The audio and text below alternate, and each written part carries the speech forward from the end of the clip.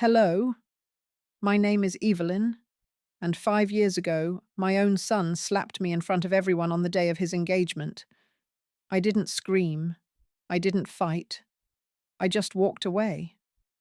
Now he's back, standing at my husband's funeral, not with tears, but with a lawyer demanding half of the ranch we built. They think I'm old, quiet, easy to push aside. But I remember everything. And this time, I won't stay silent. The sound rang out beyond the skin. It tore at something I had never dared to name. It was winter, and the grey light from the frozen fields outside barely reached the living room. The old farmhouse had never looked more brittle. In the corner, a small ceramic bowl sat untouched steam, long gone. I had made the broth myself from the same recipe my mother had once made for my engagement, clear, simple, nourishing. I thought it might mean something. Mark didn't even glance at it. He was busy adjusting the collar of his blazer, polished and pale against the worn oak of the floor. Iris, his fiancée, said something about the photographer running late. I nodded. My hands held a small bundle wrapped in ivory cloth, the engagement gift. A silver pin, polished and engraved with his initials, beside a tiny folded handkerchief from the war chest upstairs. For continuity, I had said earlier that morning, for remembering where we came from. He unwrapped it slowly. His eyes paused at the pin, then lifted to mine. I knew that look, tight, unyielding, the way he looked at credit statements and insurance claims. He said, "This isn't necessary, Mum. It's not about necessity." I replied quietly, "It's about belonging." Iris shifted her weight. She wasn't unkind, just unaware. Samuel stood behind me, silent, holding a glass of water like it might evaporate. I didn't look at him. Mark sighed and placed the bundle back on the table, not taking the contents. "You know what would have helped more than all this tradition?" he said, voice rising sharp against the silence of old wood and cold walls. "If you had paid off the loan on time back when it mattered." I blinked. "We almost lost the lower field because you didn't say a word to me or Iris. You just let things slip through your fingers. I didn't want the burden to pass to you. It already did, just not with your permission." The slap wasn't preceded by anything theatrical. No shouting, no gasps. Just a tight breath, a dismissive flick of his wrist, and then the contact. Right cheek. My left hand, still holding the bundle, didn't move. Samuel saw it. He was standing 2 steps away, sipping his water. He looked at me, then at the floor, then took another sip. Iris's mouth parted, but she said nothing. I didn't cry. I didn't speak. I walked slowly across the room, careful not to let the bundle drop. My shoes echoed on the floorboards in a way I had never noticed before, like small declarations. I climbed the stairs. Each step pressed something deeper into my chest. In my room, I opened the middle drawer of the old pine dresser. It stuck a little. It always had. And I pulled it harder than I intended. Nestled among folded scarves was the hairpin, silver plain and warm with memory. On the underside, the initials EM. I traced the letters with my thumb. I had kept it from my mother's mirror tray since I was 16. Not for vanity, for identity. There had always been something fragile about being someone's daughter, wife, mother. This pin was just mine. The fields outside blurred into a smear of pale frost. I didn't go back downstairs. I lost my husband. But I lost my son before that. The house was full, yet it held an emptiness I could not name. People moved through it with the hush of careful grief. Respectful, understated Midwestern. Their coats hung heavy on the hooks by the door, some still dusted with snow, while their voices floated above the furniture like vapor that never quite settled. Samuel's picture rested on the mantel, a younger version of him. Broad shoulders, a calm gaze. The funeral director had chosen that photograph, not me. I didn't protest. I hadn't protested much in years. The ceremony was short, clean as Samuel would have preferred. No hymns, just a reading from Ecclesiastes and a few formal words from Pastor Lane. I sat in the front row, gloved hands folded over my knees. I didn't cry. Not because there was nothing left, but because I had already wept years ago when the man I loved learned to look away. When it ended, people stood in clusters the way they do when they don't quite know how to leave. Coffee was poured. Someone sliced lemon cake. Condolences came like soft waves. I nodded. I thanked. I stayed in place. Then I heard it. Mark's voice, smooth, steady, as if he had been here all along. I didn't turn, not at first. I heard him say something about how proud his father had been, that this land meant something to the family, that he had returned at last to honor that legacy. When I did look up, I saw him standing near the fireplace, one hand tucked into his coat pocket, the other gesturing gently toward the crowd. His hair was neater than before, touched with grey at the temples. Iris stood beside him, her posture perfect. They looked polished, prepared. 5 years gone. He had not written, not called. No apologies, no explanations. And now he stood in his father's house, as if he had never left, as if time bent conveniently for him. My gaze didn't falter, but he didn't meet it. His eyes swept the room, landing lightly on faces that still remembered him as a boy playing by the walnut tree in summer. Walter, the family lawyer, approached me during the lull in conversation. "Whenever you're ready," he said, voice low. "Just let me know." I nodded. Mark moved closer. Our guests shifted politely to give him space. He leaned slightly toward me, not enough to touch, just enough to assert presence. His cologne was subtle foreign. "I know it's not the time," he said quietly, "but Dad would have wanted me to continue the farm." I said nothing. My fingers, still gloved, tightened around the cup in my lap. The porcelain was warm, but fading. I didn't look at him. I didn't need to. He turned away to speak to someone else. His words were soft, but his feet weren't still. When I finally did lift my gaze, I saw him through the kitchen window, standing at the edge of the yard. Snow clung to his shoes.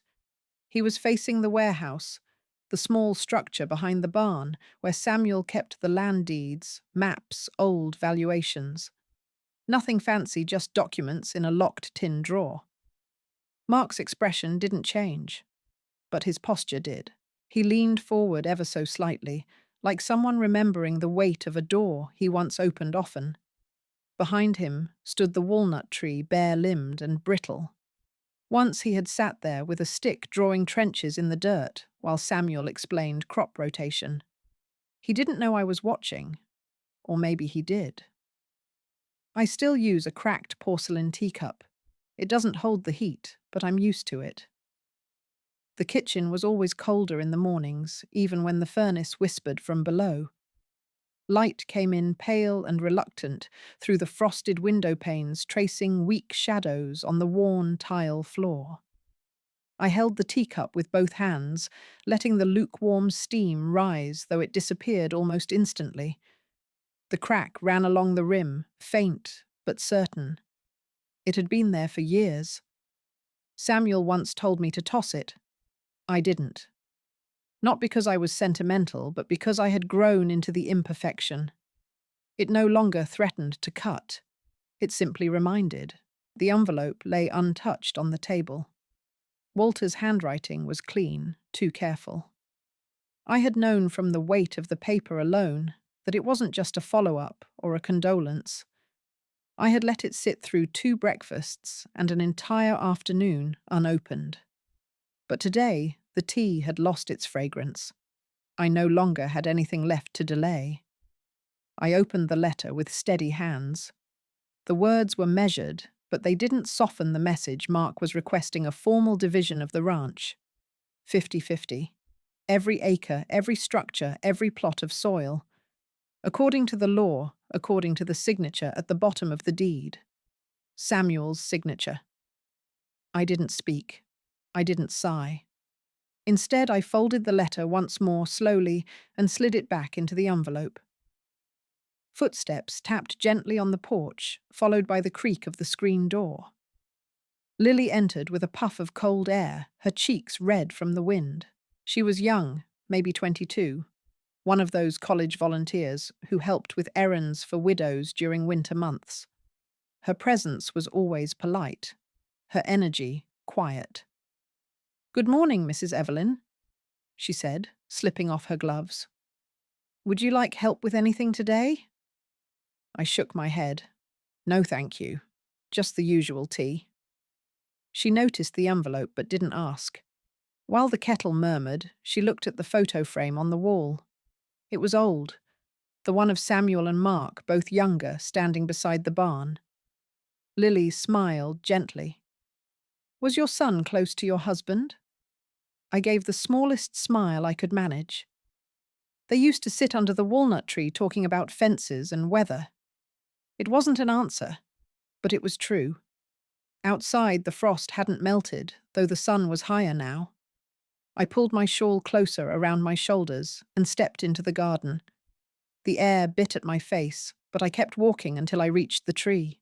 The walnut tree stood bare black limbs against a pale sky. Beneath it sat a wooden chair, one Samuel had made with his own hands. Its paint had chipped, but it held firm. I sat, letting the chill settle through the seat into my bones.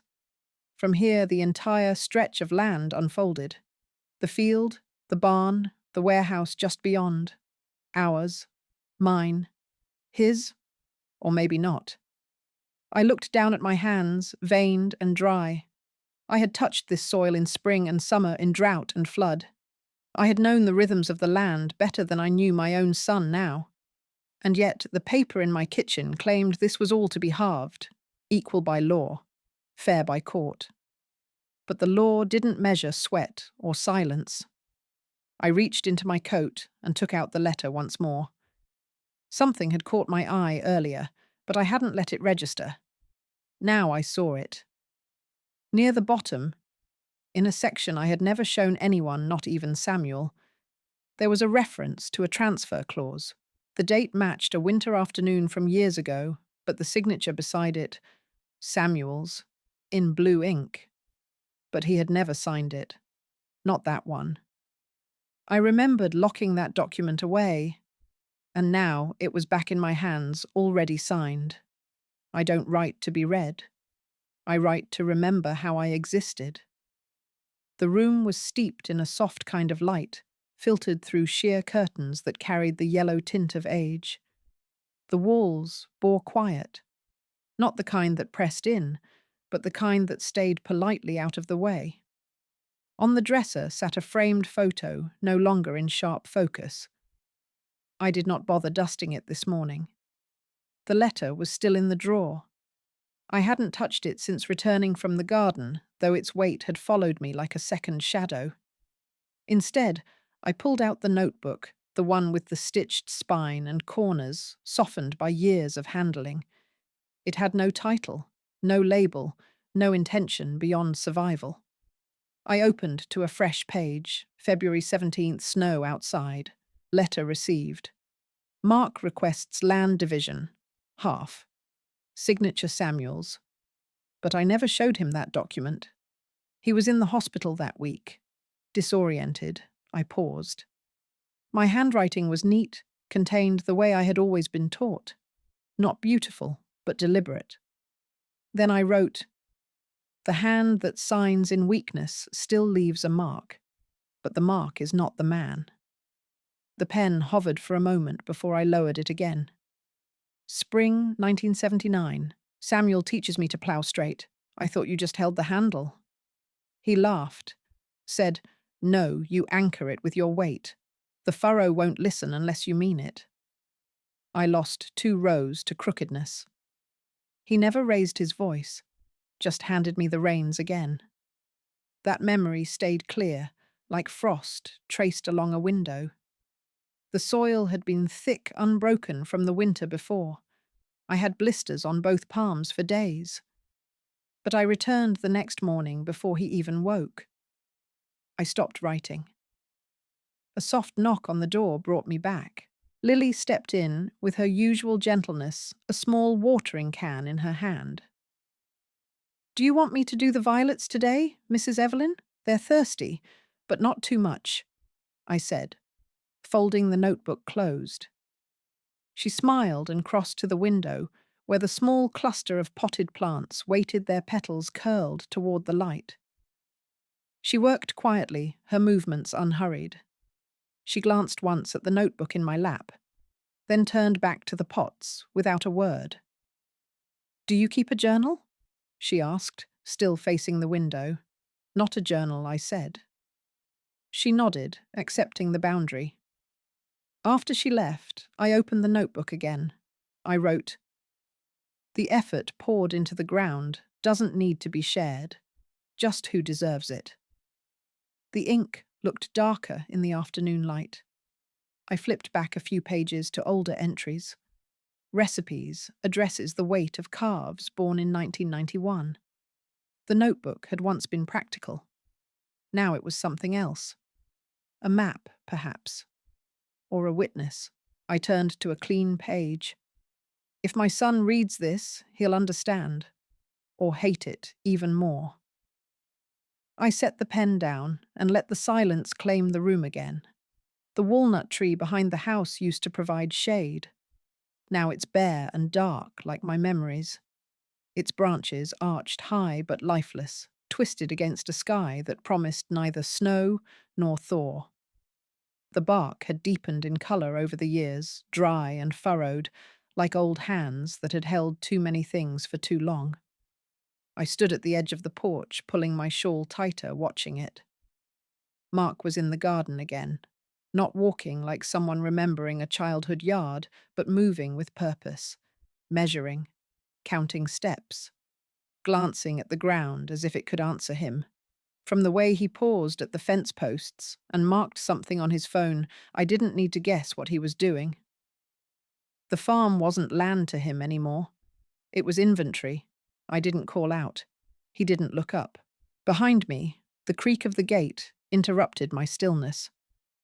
Mr. Davis, our neighbour from 2 fields down, waved gently. He wore his brown cap with the bill bent too low, and his winter jacket was zipped up to the neck. "Evelyn," he said, voice kind but cautious, "just thought I'd stop by. Heard about Samuel. I'm real sorry." I gave a small nod. "Thank you, Howard." He took off his cap briefly. "You need anything fixed? The shed roof's still holding." "It's fine." He shifted from foot to foot. "If anything needs patching before spring, I'll let you know." He followed my gaze to the garden. Mark was now by the barn, talking on the phone. His voice didn't carry far, but I heard certain words: appraisal, zoning rights, east lot. Mr. Davis didn't comment, but his silence understood. "I thought he might not come at all," I said quietly. "People surprise you," he replied, "sometimes more than once." After he left, I walked toward the tree. The ground crunched beneath my boots' dry twigs, frozen earth. At the base of the trunk, nearly buried by old grass, something caught my eye. I knelt, slowly, fingers brushing aside the layers of seasons gone. There on the rough bark, faded but still visible, M.E. 1993, Mark and Evelyn. We had carved it together when he was 8, after he helped Samuel plant onions for the first time. He said the tree needed to remember him just in case it forgot over winter. Now it remembered more than I wished it did. My hand rested on the carving. The bark was colder here. I heard Mark's voice again in the distance. Calm. Professional. As if nothing here held any weight but acreage. I rose, brushed the dirt from my knees, and turned back toward the house. In the hallway drawer tucked between spare keys and old receipts was my phone. Not the new kind with smooth glass, but the one Samuel gave me 3 Christmases ago, sturdy, practical. I turned it on. It buzzed weakly to life. Then I opened the recording app. Just in case. I don't expect anyone to greet me, so everyone is a stranger. The rain hadn't committed to falling. It was more of a curtain of dampness than a storm-fine drizzle that clung to the window and blurred the shapes beyond. From my chair near the kitchen table, I watched the gate swing slightly in the wind. The latch had always been loose. Samuel meant to fix it last summer. No one used the gate anymore, not since the funeral. A figure appeared, walking slowly up the path, her coat held tight around her, the bottom edges damp. Iris. She didn't knock at first, just stood by the side door, as if unsure whether she was welcome. I opened it before she could. "Hi, Evelyn," she said, eyes avoiding mine. In her hand was a small envelope folded once. "I found this outside the gate." I thought, "You should have it." I took it without a word. "I don't know who left it," she added quickly. "It wasn't there when I walked by this morning." She lingered, but when I didn't invite her in, she turned and left. I waited until she was halfway down the road before closing the door. The envelope was damp, but still sealed. No name, no stamp. The paper inside was lined, torn from a notebook, the ink slightly smudged from the rain. "They are looking for the original file. You need to check under the hearth. Be careful who you trust. No signature." But the handwriting, sharp, deliberate, almost familiar. I read it 3 times before folding it again and placing it on the table. Then I walked to the living room, where the fireplace sat unused for years now. Above it, a faded photograph of the farm in spring when the fields were green and the air still belonged to us. I knelt and pulled aside the small iron grate that covered the cabinet beneath. Inside, old newspapers, a rusted lantern, 2 empty jars, and in the back corner, a weathered folder wrapped in plastic. Still there. Still untouched. My hands didn't shake, but something inside me did. I didn't open it. Not yet. Instead, I reached for the phone and called Walter. He came by in the late afternoon coat, speckled from the drizzle glasses, fogging as he stepped inside. "Is everything all right?" He asked, his tone polite but uneasy. "I received a letter," I said. He glanced at the table. "Anonymous?" "Yes." He didn't sit, just looked around the room like he was searching for an exit he didn't need. "Do you think Mark wrote it?" I asked. Walter's eyes flickered. "I don't know what Mark's involved in. Legally, he's within rights to request division. But if this is about something else—" His voice trailed off. I didn't push. After he left, I sat by the window again. Rain traced soft patterns on the glass. The letter sat beside the teacup. I picked it up once more. The slant of the handwriting, the loops of the G and Y, they reminded me too much of old notes Mark used to write as a boy. Grocery lists, apology letters, things left on the fridge. It didn't feel like a warning from a stranger. It felt like a message from someone watching someone who knew too much, but couldn't speak aloud. Later that night, in the quiet of my room, I opened the notebook again. No one believes me, so I have to remember it carefully. The phone rang 4 times, but the voice I wanted to hear never came. I didn't expect it to. Still, I watched the screen light up with a number I didn't know, listened as it echoed through the room, then faded into silence like a breath held too long. The call log showed nothing afterward. No voicemail, no message, only the absence. Outside, the wind carried the sharpness of a late winter evening. The air crept through the window panes despite the heavy curtains.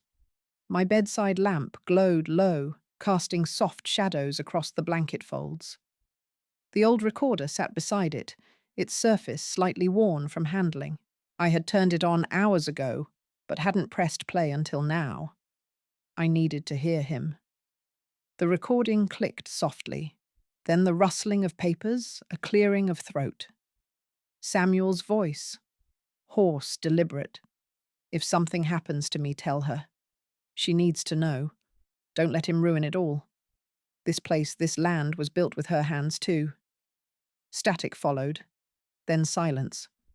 I replayed it. Twice. He never named Mark, but he didn't have to.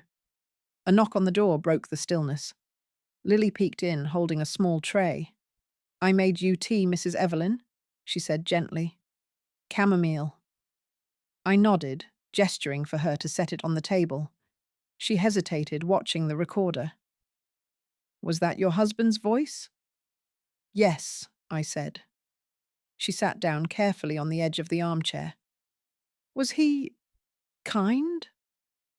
I looked out the window before answering. He was quiet, but he remembered things. The way the gate swings when the wind turns, the sound of the barn latch, what I liked in my tea. Lily tucked her hands under her thighs. "Mark doesn't say much about his childhood. He wouldn't." I reached for a book on the nightstand. Inside its spine were loose clippings, notes, and photographs. One fluttered to the floor, a report card faded from Mark's last semester in college. I picked it up. He dropped out. I said more to myself than to her. Said school wasn't for him. Said I pushed too hard. Maybe I did. Lily stayed quiet. He was different after that, I continued. More restless. Wanted the farm, but didn't want the work. Samuel said it would pass. It didn't. I opened my notebook, found a clean page, and wrote slowly, "I gave up being a mother, because I thought I needed to be a sacrifice. I wanted him to have something, even if it meant I had nothing." Lily stood, sensing my retreat inward. "I'll leave you to rest." After she left, I ran my fingers over the spine of the book again. Something shifted. A soft thump. From between two old sheets of seed orders, a folded file slipped free. I unfolded it. Signed Samuel M., dated August 2016. Handwritten notes in the margins. A deed reference. His signature unmistakable. I held it under the lamplight. Something in my chest tightened, not from surprise, but from recognition. A feeling I hadn't allowed myself since the funeral. Clarity. Samuel never let anyone into the attic, except me, but he never hid anything from me. Until today. The rain began sometime before dawn. A steady rhythm against the roof, soft at first, then persistent. The kind of rain that makes the walls feel older and the silence feel thick. I stood in the hallway staring up at the ceiling where the attic door waited like a closed eyelid. The folder from last night sat on the table behind me. Its contents were straightforward legal dry, and yet strangely evasive. Something about the handwriting the notes had drawn my mind to the attic. I couldn't explain it, only that I had to see. I pulled down the ladder. The wood creaked in protest dust, falling in lazy trails as I ascended. The air changed cooler, still mustier than I remembered. I hadn't been up here in years.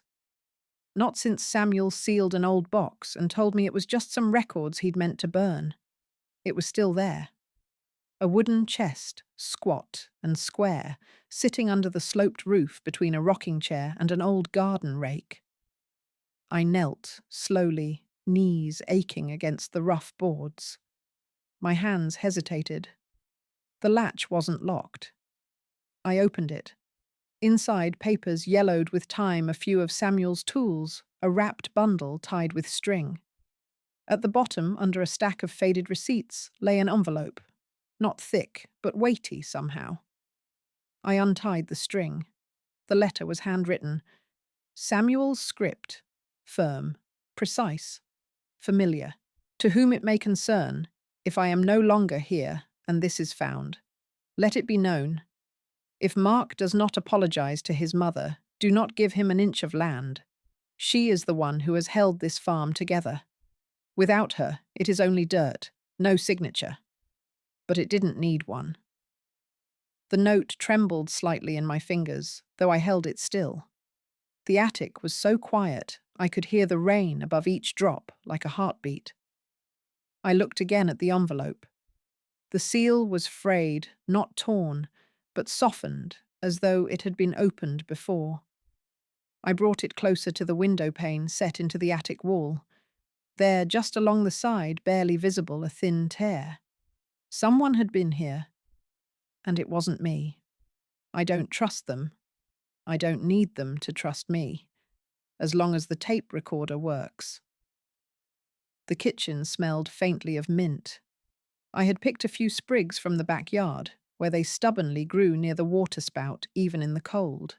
It was the kind of fragrance that masked tension, gentle, familiar, vaguely sweet. Iris knocked once and came in without waiting. She had a scarf wrapped tight around her shoulders and boots that left little puddles by the door. "It's colder than it looks," she said, pulling off her gloves. "I hope I'm not interrupting." "Tea's warm," I said. "You can stay a while." She smiled like someone being polite out of habit. I motioned for her to sit at the small kitchen table. My hands moved slowly, setting 2 cups down, one for her, one for me. And underneath the tablecloth, just beside the napkin holder, I clicked the recorder on. She didn't notice. The conversation began the way all shallow conversations do: weather, condolences, memories told like they belonged to a stranger. But then the shift. "I know this place means a lot to you," she said, folding her hands. "But Mark, he's thinking long-term, modernizing. It would be good for everyone." I sipped my tea. She watched me. "You don't have to agree now," she added, softer. "It's just easier if it's settled soon. No need to go to court." I nodded. Not in agreement, just acknowledgement. The mint in the tea had gone bitter from sitting too long. A knock at the back door interrupted us. Walter stepped in, shaking rain from his coat. He looked more tired than usual, his eyes scanning the kitchen like he was stepping onto uncertain ground. "Afternoon, Evelyn," he said, nodding. "I was in the area. Thought I'd stop by." I poured him a cup. He declined at first, then took it anyway. "I'll get to it straight," he said. "If there's no legally registered will, the land will be divided. You can challenge it, of course, but it'll take time." I didn't answer. "I know this isn't what Samuel would have wanted," he added, quieter. "But law doesn't always match memory." Iris shifted in her seat, adjusting her scarf. "I told Mark you wouldn't dare do anything," she said suddenly, offhandedly, as if it didn't mean anything at all. But it did. She caught herself straightened.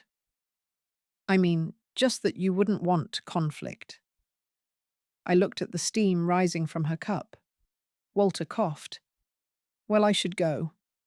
After they left, I sat at the table alone. The kitchen was quiet again, save for the ticking of the clock and the hum of the refrigerator. I reached under the tablecloth and turned the recorder off. That night, in the soft glow of the bedroom lamp, I played it back. The voices, the pauses, the small betrayal wrapped in a casual sentence. Then I took the USB stick from the drawer and copied it over. The sound transferred slowly. So did the weight of it. I used to carry her on my back through the snow. Now she leads me through the chaos that I dare not walk alone. The kitchen looked different that afternoon. Not because anything had changed, but because the light had. The late spring sun filtered through the window, casting long shadows that softened the edges of the wooden cabinets. The chill still lingered in the floor, but something in the air felt less heavy. Lily sat across from me, her legs curled beneath her chair, fingers wrapped around a chipped mug. I had stopped noticing how often she came by, how naturally she made herself part of this quiet rhythm. "Have you ever thought about leaving the farm?" she asked. I looked at the clock before I looked at her. It wasn't ticking, but time had moved. There was a time, I said slowly, when Mark broke the cart. Lily blinked. I could tell she didn't understand yet, but she listened the way only someone with a quiet heart does. He was 8, I continued. He insisted on pulling it himself. Samuel told him it was too heavy, but the boy wouldn't listen. It tipped, cracked the axle. Samuel was furious.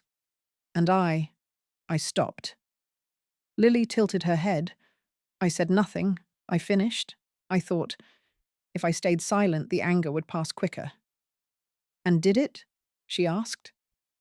No, I said. But it passed over me, not through me. That's how I learned to survive. Lily set her cup down. The ceramic clinked against the table, soft but certain. You call me niece, she said. But I'm not really, am I? I looked at her fully now. Her eyes weren't young. They had seen more than I expected.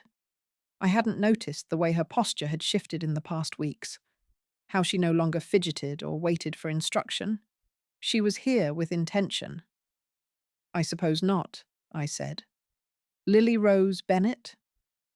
Her lips parted, almost surprised. Then she smiled, not the way she used to, but the way someone does when they realize they've been seen. I reached for the teapot, poured us both a second cup. My hands trembled just a little. I don't want him to hate me, I whispered. But he chose to do so. The tears came then, not as a flood, but as a surrender. No shuddering breaths, no sobs, just salt and silence. They slid down my cheeks, warm against the skin that winter had worn thin. Lily reached over, placed her hand gently over mine. Her voice was barely above the air. I don't think you're the only one with evidence. The man I loved wasn't always right, but he was very clear when he loved me. It was well past midnight. The wind outside had softened into a hush, the kind that wraps around the house rather than shaking it. I sat on the edge of the bed, the lamp casting a circle of gold on the blanket. On my lap lay a faded leather-bound book, Samuel's seasonal notebook, the one he used to keep near the kitchen window, always half covered by seed catalogues and loose soil. I hadn't opened it in years. Not since he grew quiet about his health, not since he began walking slower and avoiding the stairs. But now, with the days unraveling and the lines between past and present blurring, I needed to know what he had seen, what he had left behind. Each page was his neat, firm handwriting, dates noted in the top corner, weather observations, frost patterns, seed types. Descriptions of the land were woven with affection, not calculation. The north field warms slow in April, but rewards the patient. He had always spoken to the ground as if it could hear him.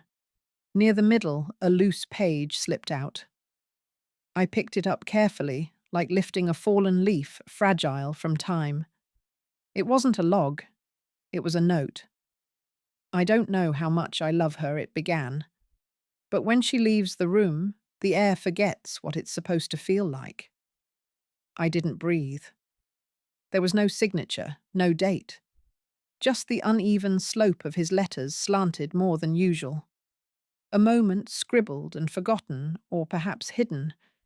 I turned back to the notebook. Tucked into the final pages was a map, hand-drawn in red pencil, each boundary clearly marked. A plot of the farm with numbers and notes. But in the centre, unmarked by any division, was a shaded space labelled in softer ink, where Evelyn likes to grow lavender. He had drawn the land around me, not over me. The silence in the room shifted. This wasn't a legal will. It wouldn't hold in court. But it was a kind of protection, quiet and unfinished, like him. I ran my fingers across the paper. The lines weren't perfectly straight. He must have drawn them late at night, away from questions, maybe even from himself. A floorboard creaked in the hallway. Lily's shadow passed, then moved on. She didn't knock. I remained there in the quiet circle of light. I looked at the plot again, its red boundaries wrapping around a lavender-shaped heart. Then I'll be the one to complete it. They want to cut down the tree, because its roots eat into the foundation. But I know what it holds is memories. The air was crisp with the kind of cold that clung to skin even when the sun had risen. The sky was bleached, pale, thin clouds, drifting like ash across the morning. I stood by the back window, watching as the rumble of engines disturbed the stillness of the yard. Two trucks rolled in, one loaded with tools, the other dragging a shredder. Men in bright vests climbed out, already tugging at the chains that coiled like serpents across their shoulders. The walnut tree stood bare, its limbs dark against the weak light. Its bark was cracked and knotted its roots, stretching beneath the soil in directions no plan could tame. For decades, it had watched this land, in silence, its only language, the scatter of leaves, the bending of shadow. I stepped outside without a coat. The chill caught my breath, but I kept walking. Mark stood near the lead truck, his arms folded.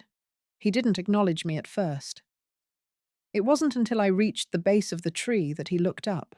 "You're going to get sick," he said. Not with concern, but with that dry irritation he had developed in recent years, like every word was a burden he resented bearing. "What's happening?" I asked, though I already knew. "They're clearing this part first. Subdivision plan needs space. The roots go too deep, they're cracking the foundation of the east shed." Behind him, Iris leaned against the truck door, eyes darting toward the workers. She didn't say anything. I stepped closer to the tree, placed my hand on its trunk. The bark was cold, but not dead. The initials carved decades ago, ME 1993, still faintly visible beneath moss. "You want to cut it down?" I said. Mark sighed. "It's just a tree, Mom. It's not just a tree." He gestured broadly. "You've grown too attached to things that don't matter. This is a liability." I turned to face him fully. My voice was low but steady. "You think everything I care about is a liability?" He smirked. "So now you're choosing the tree over me?" I paused. Not for drama, but for the weight of what I needed to say. "No," I said. "I choose not to continue to be insulted in the name of love." There was a flicker, brief, sharp in his expression, something between disbelief and discomfort. The workers hesitated, their hands hovering near their tools. No one moved. Walter arrived just then, his car tires crunching the gravel. He looked at the scene, then at me. I reached into the fold of my sweater and pulled out the folded map, the one Samuel had drawn with the lavender field untouched. I walked toward Walter, pressed it into his hands. "Make this official," I said. "There's more to defend than land here." He nodded slowly. Behind me, the tree stood tall, and for the first time in years, so did I. I don't want to win. I just want to not be erased from the story I helped write. The law office was warmer than I expected. Sunlight poured through the tall windows, falling across the polished wood of the long conference table like spilled gold. I sat at one end, my back straight, hands folded over the fabric of my skirt. Lily sat quietly behind me, like a shadow made of breath and patience. Mark entered without urgency. Iris trailed after him, eyes hidden behind dark glasses, though we were indoors. He didn't look at me, but I didn't expect him to. Walter cleared his throat as he took his seat. The folder in front of him was thick, dog-eared at the corners. He opened it with care, spreading out the land map first. Then the pages of Samuel's seasonal notebook, each one filled with penciled rows, soil, pH crop types, rotating patterns marked in red. "I've reviewed the documents you submitted," Evelyn, Walter began.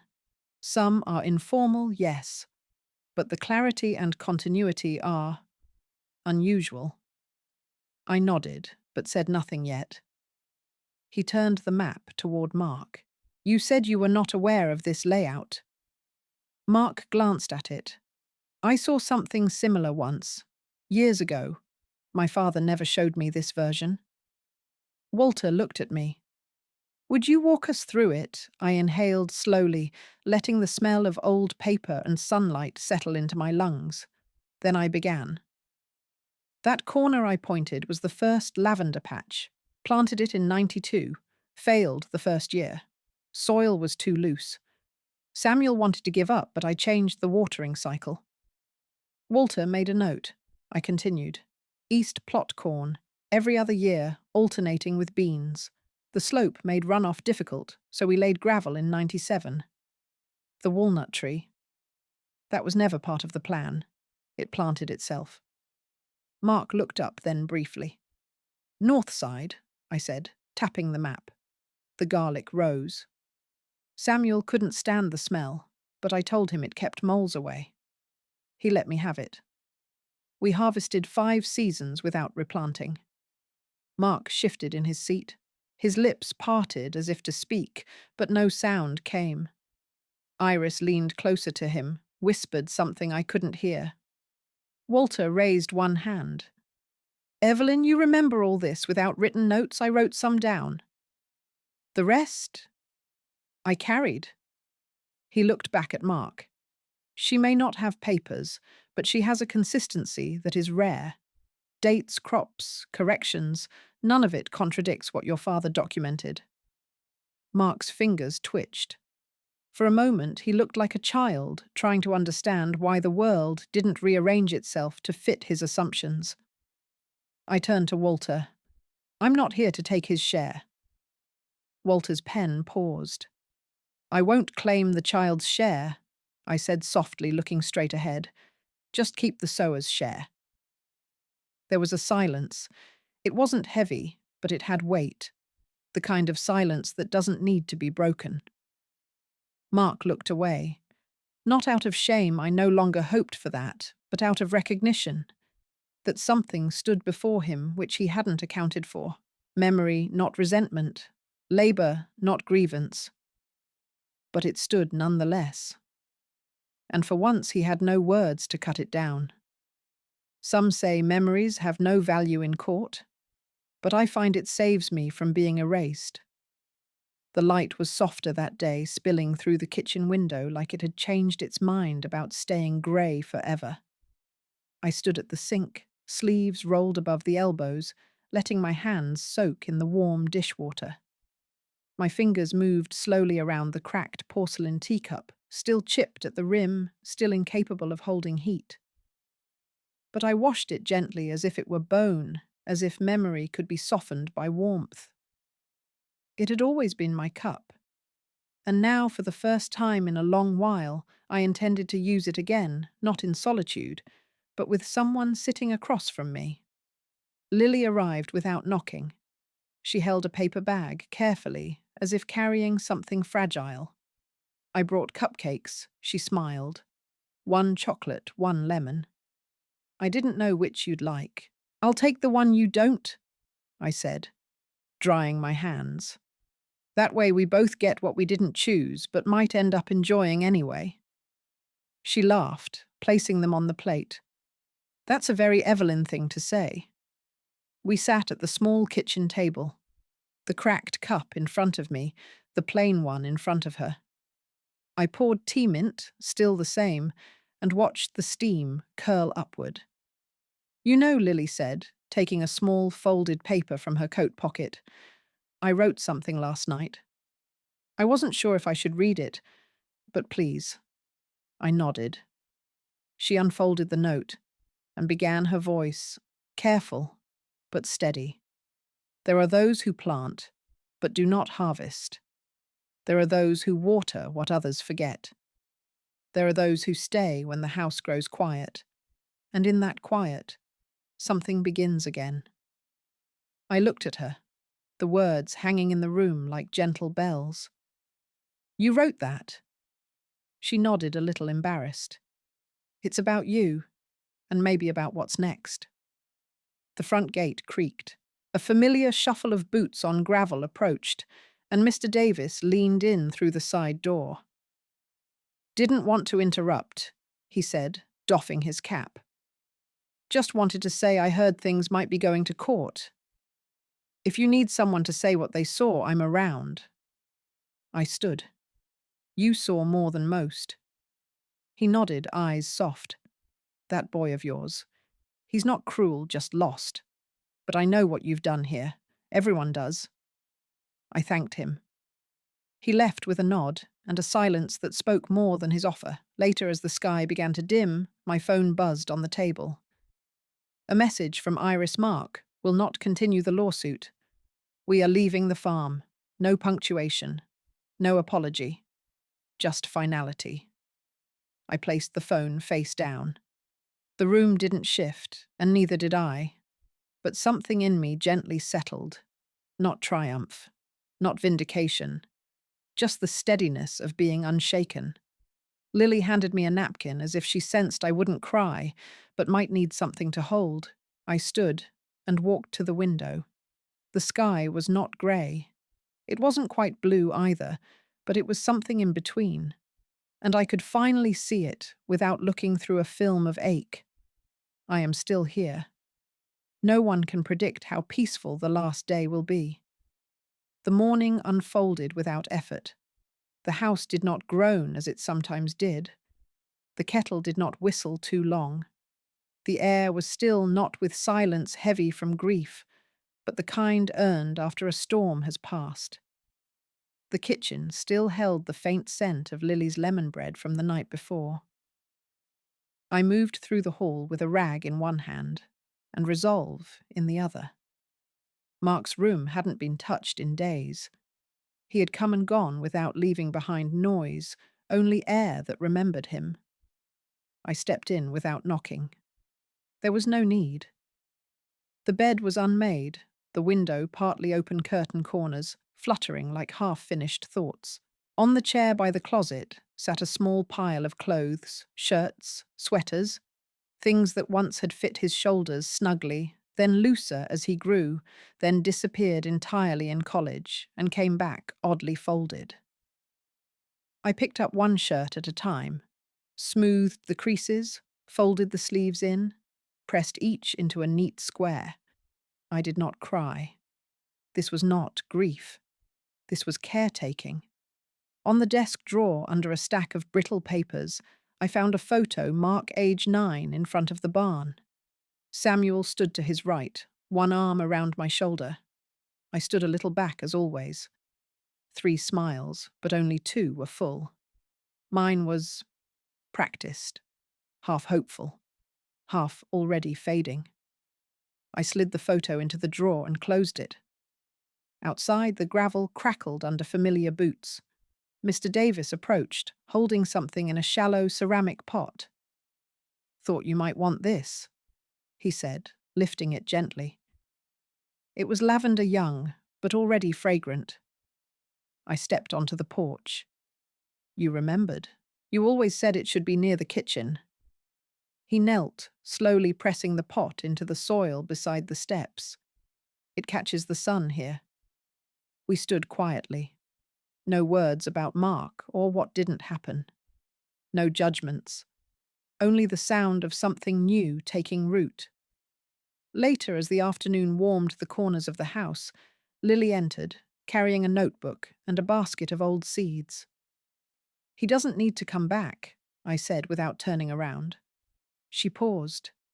"No, he needs to know I never disappeared." Lily sat at the table pulling off her gloves. "What are you going to do with the rest of the land?" I placed the photo back on the mantel, not facing forward, just tucked behind the clock. "Plant it," I said, "so others know it was alive." She nodded quietly, and somewhere the roots kept growing wordless, unafraid, deep. "I don't write this harvest down in my book." No need. The field behind the house was no longer cold. The soil had turned dark, rich, ready. The wind didn't bite anymore. It moved gently like an old friend who remembered not to speak too loudly.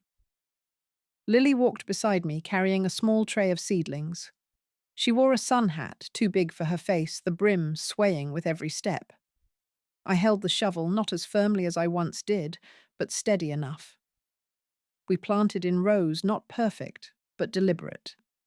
The lavender had taken root already, spreading its quiet scent into the early spring air. Today we added beans and a few herbs. The seeds were old, but I knew they would grow. I hadn't opened the notebook in 3 days. It sat on the kitchen table pages, no longer stiff. I'd left it unlocked. There was nothing more to hide.